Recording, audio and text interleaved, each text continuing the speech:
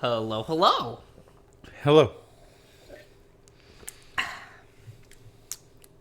Water's fine. It What does. a, what a solid 5 out of 10 It drink. does the job. It's so like it's dependable, it's serviceable, it's pretty boring. It's essential. Some might say.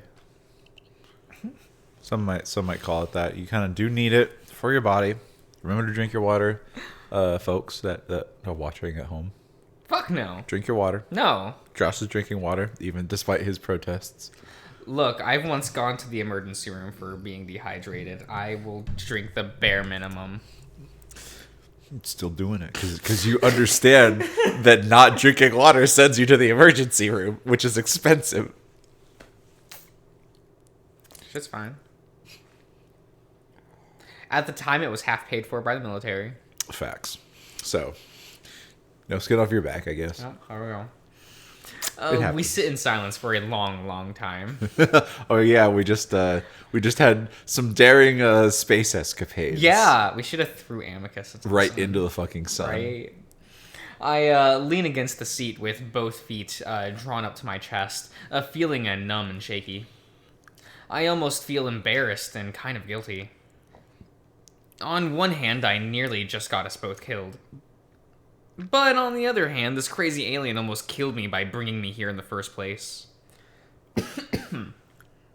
At least it feels that way. I still don't know what his ultimate plan is with me. To top you. Is that his while ultimate in plan? The shower.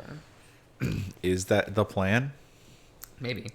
I wonder for the 100th time if I'm going to wake up. I plug my nose and try to breathe through my nostrils. No air comes through. I sigh and look out the window at the blue glow that we found ourselves in. The star that we just escaped is far away now, though I'm still in almost blindingly though it's still an almost blindingly tiny orb far to my left, kind of like the sun was not too long ago. It's lighting up all of it's lighting up all of this dust that's around us with an eerie blue glow. It's kind of calming. Now I look over at Amicus and see him slumped in his chair, looking out the window. His shoulders are hunched, ears drooping, and his head down. He's on the edge of his seat because his arms are still tied behind his back, forcing him to lean forward a bit. Calm hasn't spoken since we went into recovery mode, and the ship hasn't moved at all. The usual hum isn't even there. It's like everything is turned off. I finally decide to break the silence. Amicus? I see his ears flick, but he keeps his head down, not even looking at me. I swallow, then try again. Amicus! I see his shoulders rise and fall in a deep sigh, but he keeps silent. I'm about to just give up and slump back into my seat when he suddenly responds. What? What's happening? The wolf turns to glare at me. What do you mean, what's happening? You broke the ship. He turns away and continues to sulk. Like a baby. I feel a little angry at that, and I realize that this alien isn't an alien at all. He's acting like an upset human child that didn't get his way. He makes me a little less afraid of him. Excuse me, do I have to go through the list of shit that you did to me? Amicus turns to me again, and I can almost see his mind working to think of some sort of comeback. Well, I think you topped it by nearly throwing us into a star, human. You shouldn't have kidnapped me in the first place, Wolf. I should be calling you child, since that's what you are. Well, this child outsmarted you, zapped you, and tied you up. I see him bristle, the hackles raising on his shoulders like a dog. You could have killed me. That setting is meant for creatures 3 times my size. How was I supposed to know? I don't know anything about what's going on. I told you what's going on. No, you didn't. You really think I'm stupid, don't you? Amicus pouts and turns away again.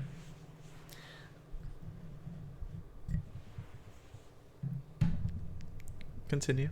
Oh, you're gonna rotate it and bump into it. Yes, I I'm gonna do see. both. I see. I'm gonna do both. All right, chill. It's fine. I think you thought I was some stupid alien you could just take advantage of. I can tell you've been lying to me this whole time. Amicus flattens his ears even more, shoulders bunching up. Is that what you and your people do? Kidnapping and lying to everyone you meet? Now his hackles really rise up, and he turns on me fast. Now I try not to lean back. Despite the similarity, he's still a wolf, and those teeth are terrifying. I do not lie. I.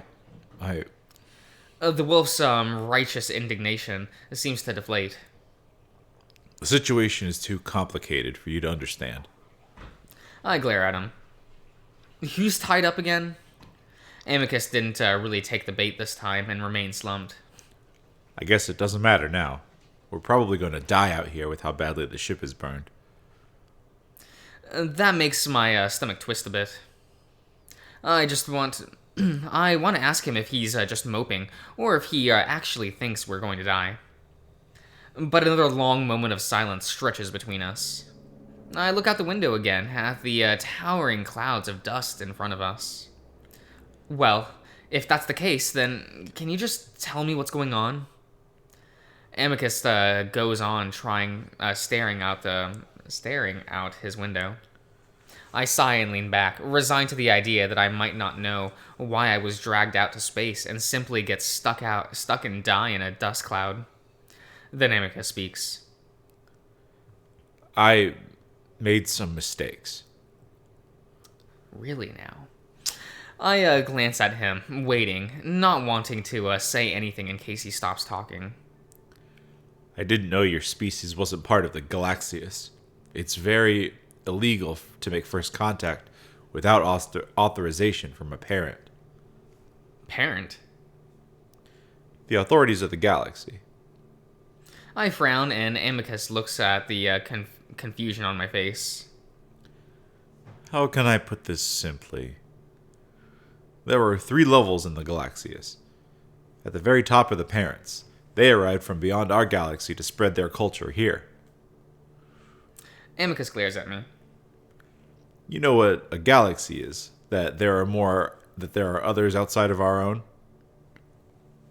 Yeah. Amicus lets out a breathy chuckle. Of course, I probably should have expected that. So you must know, then, that intergalactic travel is incredibly advanced, almost godlike, and that's what they are. Gods. There are 8 of them that are still present in our galaxy, though they rarely communicate with us these days. Then, there are the siblings. That's what my species is a part of. The galaxy was scoped out by the parents at the very start to find the most intelligent and capable species. They each selected one, and we were the ones chosen and uplifted by the Romanus. The note of pride in Amicus's voice is obvious. From then on, it had been our mission to increase intelligence in promising species and to teach them our philosophy and culture, to uplift. I try to make sense of that in terms I can understand. So you spread their culture for the parents? They're like your god, and your species is like missionaries. Amicus shrugs.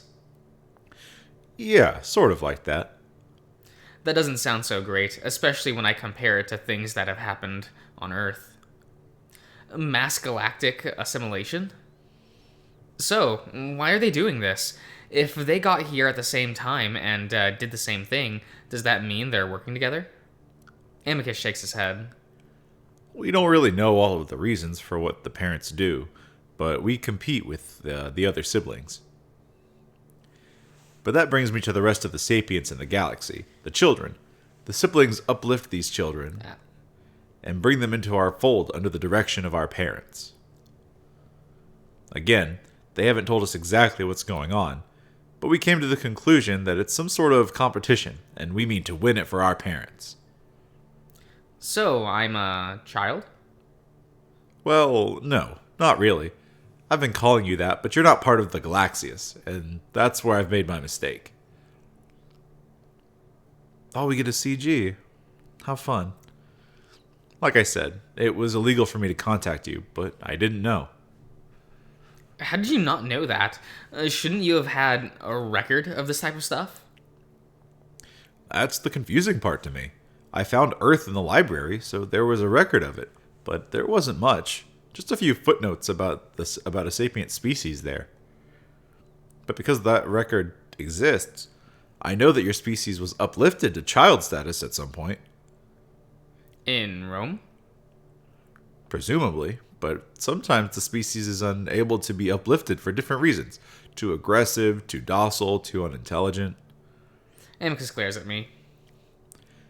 I thought this is what happened to your species. Then, if we've been uplifted, doesn't that mean that you've already made first contact?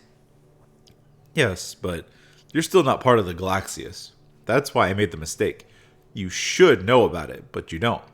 Knowledge of other intelligent life is sacred, and for whatever reason, your species lost it. So it doesn't matter that we've made contact before. If the knowledge of the Galaxius has been lost, then any form of communication between us is first contact all over again. And while uplift has been cancelled with species in the past, we don't completely cut off contact. They're permanently part of the Galaxius. I've never heard of something like this happening before, so I panicked. Calm. Amicus glances to the ceiling. Wasn't able to tell me until he connected to your nexus. Nexus? Another, word that doesn't translate. Like the technology that connects places, people, information. The internet. If that's your word for it. So, I try to understand everything I'm being told. Why didn't you just tell me all of this before you kidnapped me, or knocked me out? I see Amicus' flattened ears flatten, and he looks away, clearly ashamed. I don't know. I didn't fully understand the intelligence of your species yet. I thought I could just lead you to believe things. I don't say anything, and Amicus shifts uncomfortably. Leaving you on Earth after you saw me, you might have gone to the authorities on your planet with that knowledge, which might have led to a monitor being alerted. Amicus's answers my questions before I can ask it. Monitors are basically the ears and eyes of the parent. They monitor the galaxy. And what happens if they're alerted? Amicus sighs deeply. I don't know. It hasn't happened in a long time, and I don't think anyone has ever broken this particular law. It's been one of the most important laws we're supposed to follow, knowing I'd broken it. Amicus pauses. Scared you? Amicus shakes his head and doesn't say anything. I try to piece all of this together in my head. So, then you panicked and kidnapped me. It was either that or kill you, or leave you and hope for the best, but that was a risk that I felt I couldn't take at the time. Amicus seems to shrink in his seat. And I guess I just didn't want to tell you because I knew I'd disrupt your life in a terrible way. I thought I might be able to make you forget and want to stay with me if you saw my home. But why? Why did you do it in the first place? What do you want from me? Amicus looks at me for a long while, probably debating on how much to tell me. Then he turns away. I needed a pet. Excuse me? Amicus shrinks up even more in his chair. It's a very long story. I glare at the back of his head. Well, if we're going to be here a while, then I have time. Amicus goes on staring out the window. My father was the emperor. The throne was mine to take, but my brother has challenged me, so now we're both competing for it. Amicus looks at me out of the corner of his eye for my reaction. His expression tells me that I should be impressed, but learning he might be an influential figure among his people doesn't really seem too crazy after the events of the past day or so. And getting a pet will help you now? My brother has one. a sibling species, which means that his pet is on the same level of the hierarchy as us. I frown. Oh, that's unusual? Definitely. It shouldn't even be legal, but somehow he negotiated it. They signed a contract and everything. I shake my head. So, what does that have to do? What does having a pet do? Emika shrugs. That's a good status symbol to have. The fact that my brother was able to obtain such a prestigious pet shows his skill at negotiation, and has put me at a huge disadvantage. I needed to do something even more grand to impress my father's advisor. He's the one that will choose between us. By kidnapping me. Amicus growls. That wasn't part of the plan. I thought you'd know what I was and be amazed that a wolf had come back to your species. I was going to make a deal with you, like my brother did with his pet. I wanted a sapient that no one has seen in a long time. So that's why I'm here. To be used as some pawn in some power struggle in some alien empire far away. So why can't you just take me back? What if I promise not to say anything? I would take you back if I could. I realize now that that would have been a better option, but I can't. Why not? First of all, the ship might be damaged beyond repair. Secondly, there isn't enough power to get back. Earth was on the outer reaches of how far I could travel. I need the rest to return home. I managed to stop myself from telling the wolf that all of this is his fault and shouldn't be my problem. Well, can we get more power, then get back to your when we get back to your home, then go back to Earth's? No, it's a type of power that the parents produce. We're not able to harness it yet. So get more from them, from wherever you got the power in the first place. Amicus leans his head back into his headrest. Our parents authorizes and distributes it, and for whatever reason, they stopped supplying it when we lost our emperor. I feel myself growing more and more frustrated. Then how the hell are you using it now? A moment of silence goes by. This was my father's ship. Only the emperor has constant access to the technology. I borrowed it to get to you. I glare at him. You mean stole it, you know. You're pretty dishonest for someone who says they never lie. Another soft, rumbling growl from him. Times are desperate.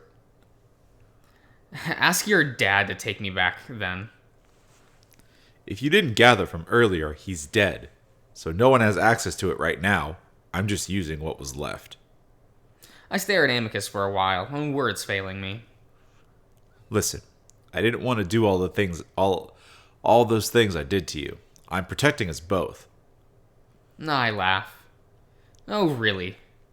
Yes, I was planning to bring you to the palace to live a good life and forget your old one. Then when you started asking those questions, I realized your intelligence is much higher than I thought it would be. Then Calm thought you might attack me. I made mistakes. Amicus lets out a huge sigh and slumps in his seat, looking away. Several minutes go by in silence, both of us staring out into the eerie blue. So what now? What are your plans? Amicus is the one to laugh this time. Get out of these bonds if you'd let me. I look at him incredulously. Amicus sighs. Listen, you have no idea how to handle this ship. I can at least run diagnostics to see what we can do about this. What's to stop you from knocking me out again? If you don't attack me or hit me with the Nervo again, then I won't have to. I look at my left armrest and pick up the little taser device. This? Amicus eyes it uneasily. Yeah. How can I trust you after everything that's happened? I give you my word. I frown. And you could go back on it just as easily. I would never do that. I don't make promises lightly, Marco. Amicus is so, indignant that I actually believe him. Or he's just a really good actor. Either way, I'm going to have to let him go at some point, especially if we really can't get back to Earth. So I make my decision. If I let you go, you have to find a way to get me back to Earth. Amicus thinks for a moment. I can do that if I become emperor. And how long will that take? Amicus shrugs. A few months, if all goes well. With your help, it could be even faster. You're very clever. More intelligent than some wolves I know, even. Months? My parents are going to freak out by now. School starts in a few weeks. All of these things seem so distant now. Amicus frowns. I'm sorry, but I can't do anything. I need to be an emperor to even talk to the parents. I think, but again, I don't have many options. I look away. I look Amicus in the eye. You promise? You have my word. For a moment, I sit there, contemplating. Then I sit up straight. All right, stand up. Amicus perks up, and then hops to his bound feet, almost falling over. I'm sure to place the Nervo close by behind me, just in case. A few minutes later, and the wolf is free. We both regard each other warily for a few moments before Amicus finally sighs. Listen, I have no reason to incapacitate you now that you know everything, but if it makes you feel better, you can hang on to the Nervo until we get to Adastra. That a fair exchange? I look back at the little device. While I have little reason to trust Amicus, the wolf has virtually no reason to trust me. I consider it, then shake my head. Can we put it away somewhere? I'd rather just not be thinking about it. Amicus looks at me in surprise, then rubs his stomach while where I jabbed him. Okay, yeah, that sounds like a deal to me. Amicus holds out a paw, and I look down at the thick black pad on these black pads on his fingers and palm before picking up the Nervo and handing it to him carefully. For a moment, I imagine him immediately turning the thing around and jabbing it into my face, but instead he turns and walks towards the back of the ship. I notice his stance is a little bow-legged, and he adjusts himself a few times.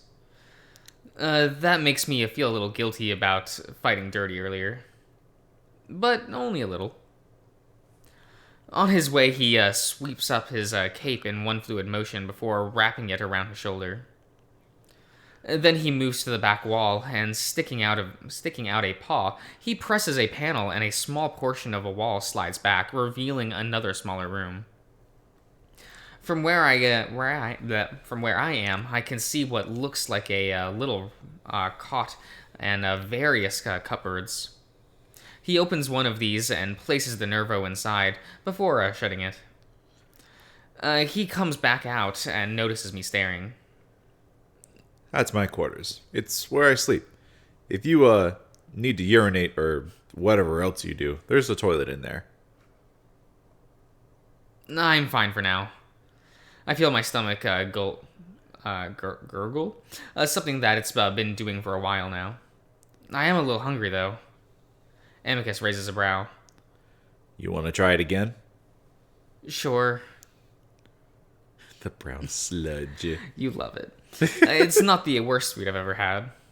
The earthy smell translates into its taste, but there's a strange hint of sweetness to it, like chocolate, and that makes it a little more palatable.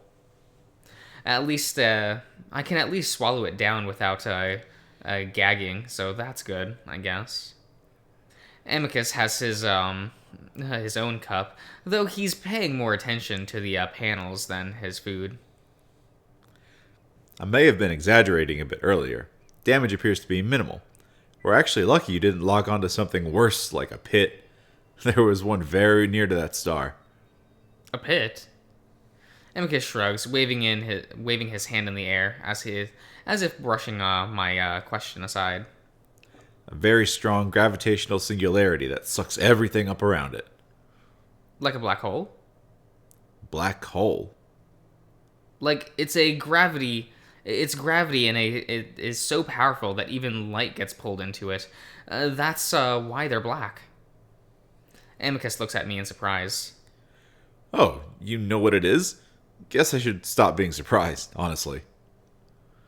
You humans really are something. You're basically uplifted yourselves.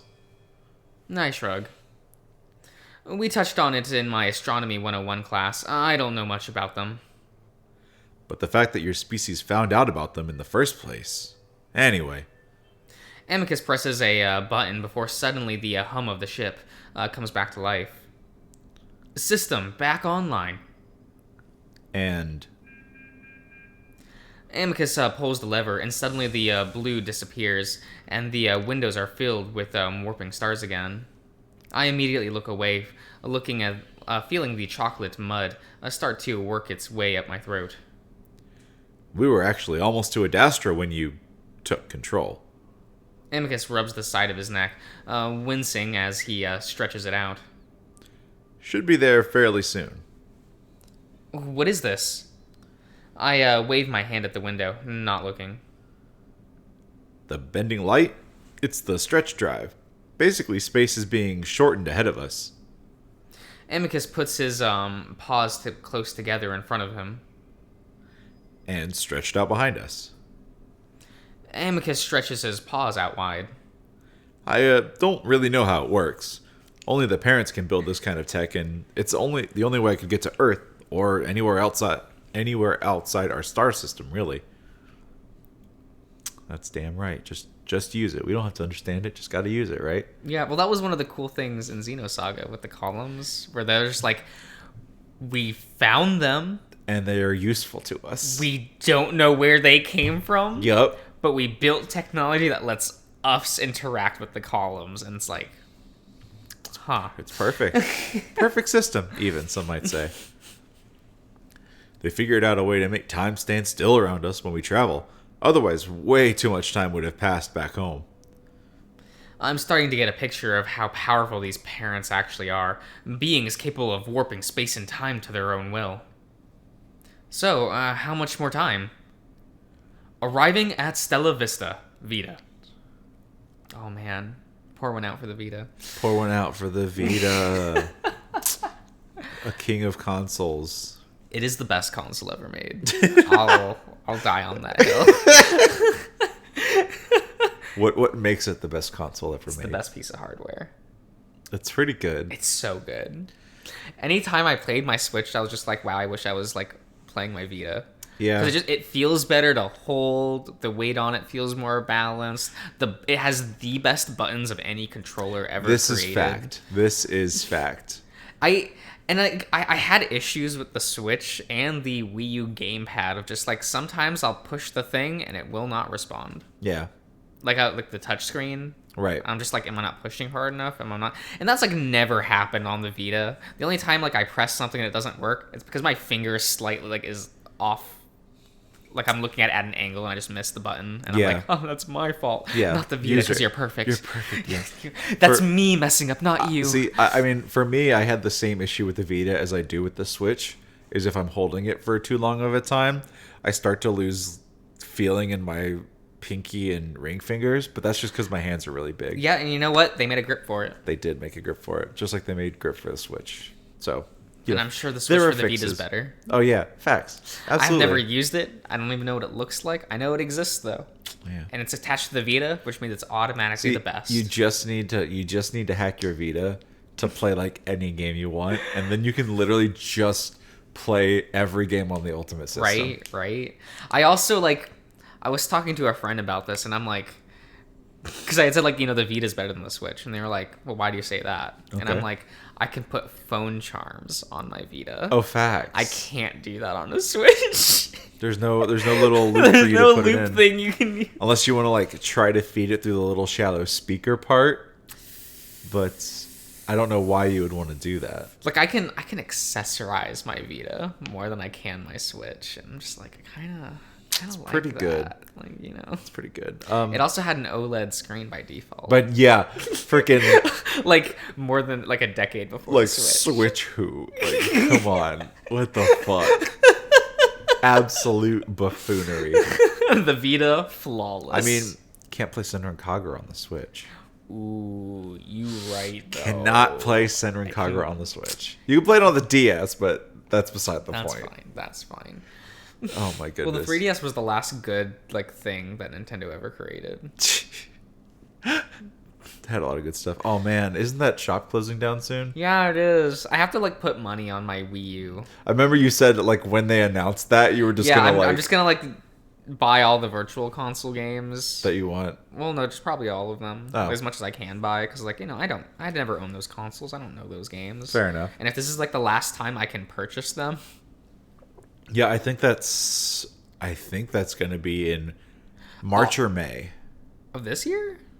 Or That no, was next year. Next Yeah, year. so they'll stop. What I heard that they stop letting you put money on the account in August. So we have until then. That's terrifying. Well, like putting money on it as in like stop being able to put like Nintendo cards on it. Like if your card is linked, you can still buy stuff, I think right? so. Okay, you can't just like okay, that makes Yeah. sense. That's really sad to think that that's going Right. away.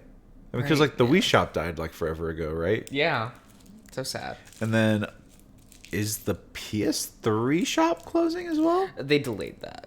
That's what I thought. So they were like, oh, the PSP, Vita, and PS3 stores are going to be closed down, and people are like, you what? like y'all. And then are- they were like, we're not. Sorry, that was just sorry. My stupid kid brother stole my computer and said that. Redacted. Like, it is what Oh it is. no! And just like that, the stars become still again. Amicus grins. Welcome to Adastra, Marco. I look out the window and see a large green and blue sphere shimmering below me. Beyond it, there is another globe, this one chalky and gray.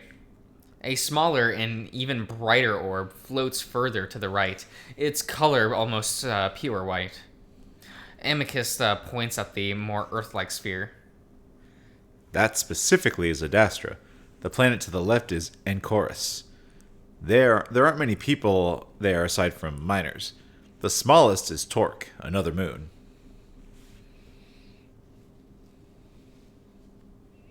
I know you live on a planet, so Adastra might seem a bit small to you.